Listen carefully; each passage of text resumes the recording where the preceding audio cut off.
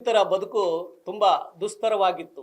ಇಂತಹ ಸಂದರ್ಭದಲ್ಲಿ professor B ಕೃಷ್ಣಪ್ಪನವರು 1974ರಲ್ಲಿ ಒಂದು ಕರ್ನಾಟಕ ದಲಿತ ಸಂಘರ್ಷ ಸಮಿತಿಯನ್ನು ಅವರು ಆರಂಭ ಮಾಡಿ, ಆ ಮೂಲಕ ಅವರು ಇಡೀ ರಾಜ್ಯದ ಕೇರಿಗಳಿಗೆ ಆ ಸಮಿತಿಯನ್ನು ತಗೊಂಡೋಗಿ ದಲಿತರಲ್ಲಿ ಸ್ವಾಭಿಮಾನದ ಪ್ರಜ್ಞೆಯನ್ನು, ಹೋರಾಟದ ಕಿಡಿಯನ್ನು ಹಚ್ಚಿದಂಥವರು ಪ್ರೊಫೆಸರ್ ಬಿ ಕೃಷ್ಣಪ್ಪನವರು. ಇವತ್ತು ಲಕ್ಷಾಂತರ ಜನ ಕಾರ್ಯಕರ್ತರು ಇವತ್ತು ಅವರ ಸಮಿತಿ ವತಿಯಿಂದ ಇವತ್ತು ಕೆಲಸ ಮಾಡ್ತಾ ಇದ್ದಾರೆ. ಹಾಗಾಗಿ ಈ ದಲಿತರಲ್ಲಿ ಒಂದು ಸ್ವಾಭಿಮಾನವನ್ನು ತುಂಬಿದಂತಹ ಒಂದು ಪ್ರಜ್ಞೆಯನ್ನು ಮೂಡಿಸಿದಂತಹ ಪ್ರೊಫೆಸರ್ ಬಿ ಕೃಷ್ಣಪ್ಪನವರಿಗೆ ಕರ್ನಾಟಕ ರತ್ನ ಪ್ರಶಸ್ತಿಯನ್ನು ಕೊಡಬೇಕು.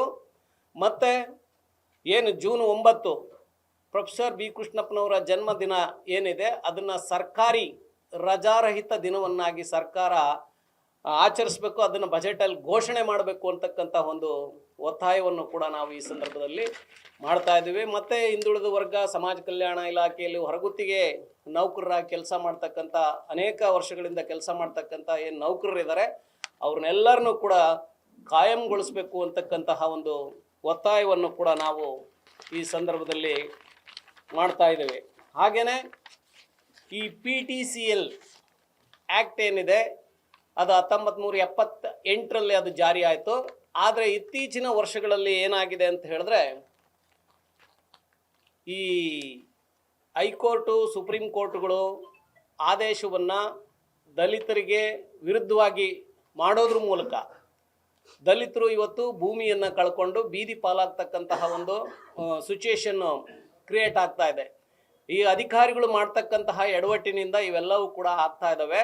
ಅದಕ್ಕೋಸ್ಕರ ನಾವು ಈ PTCL ಆ್ಯಕ್ಟ್ ಏನಿದೆ ಅದರಲ್ಲಿ PTCL ಆ್ಯಕ್ಟ್ 3 ಸಬ್ ಕ್ಲಾಸ್ 1 ನೀವು ತಿದ್ದುಪಡಿ ಮಾಡಬೇಕು ಅಂಥೇಳಿ ನಾವು ಒತ್ತಾಯ ಮಾಡ್ತಾ ಇದ್ದೀವಿ.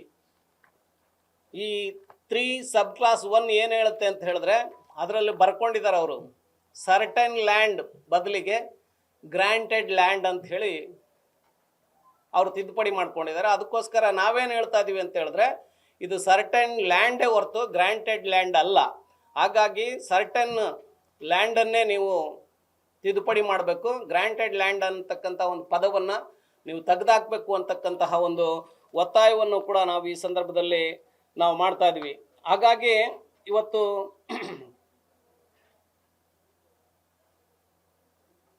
ಈ ವಿಧವೆಯರಿಗೆ ಆಮೇಲೆ ವೃದ್ಧರಿಗೆ ಕೊಡ್ತಕ್ಕಂಥ ಮಾಶಾಸನ ಏನಿದೆ ಅದನ್ನು ಜಾಸ್ತಿ ಮಾಡಬೇಕು ಅಂತಕ್ಕಂತಹ ಒಂದು ಒತ್ತಾಯವನ್ನು ಕೂಡ ಮಾಡ್ತಾ ಇದ್ದೀವಿ. ಮತ್ತು ಈ ಬಡವರಿಗೆ ಸರ್ಕಾರ ಮನೆಗಳನ್ನು ಕೊಡ್ತಾ ಇದೆ, ಅದು ಕೊಡ್ತಕ್ಕಂಥ ಹಣ ಏನೇನಕ್ಕೂ ಸಾಕಾಗೋದಿಲ್ಲ. ಅದಕ್ಕೋಸ್ಕರ ಅದು ಮಿನಿಮಮ್ 5 ಲಕ್ಷ ರೂಪಾಯಿಗಳಿಗೆ ಆ ಹಣವನ್ನು ಹೆಚ್ಚು ಮಾಡಬೇಕು ಅಂತಕ್ಕಂಥ ಒಂದು ಒತ್ತಾಯವನ್ನು ಕೂಡ ನಾವು ಮಾಡ್ತಾ ಇದ್ವಿ. ಹಾಗೆಯೇ ಏನು ಪರಿಶಿಷ್ಟ ಜಾತಿ ವರ್ಗದ ವಿದ್ಯಾರ್ಥಿಗಳಿದ್ದಾರೆ, ಹಾಸ್ಟೆಲ್ಗಳಲ್ಲಿರ್ಬೋದು ಅಥವಾ ಕಾಲೇಜ್ಗಳಲ್ಲಿ ಸ್ಟಡಿ ಮಾಡ್ತಾ ಇರ್ಬೋದು, ಅವ್ರಿಗೆಲ್ರಿಗೂ ಕೂಡ ಸ್ಕಾಲರ್ಶಿಪ್ಪನ್ನು ಕನಿಷ್ಠ 3,000 ರೂಪಾಯಿಗಳಿಗೆ ಹೆಚ್ಚಿಸಬೇಕು ಅಂತಕ್ಕಂಥ ಒಂದು ಒತ್ತಾಯವನ್ನು ಕೂಡ ನಾವು ಮಾಡ್ತಾ ಇದ್ವಿ.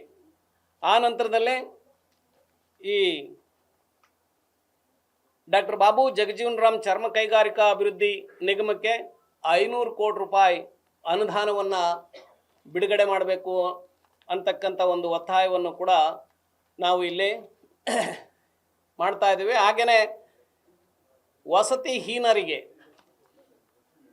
ಸರ್ಕಾರ ನಿವೇಶನಗಳನ್ನು ಮಂಜೂರು ಮಾಡಬೇಕು.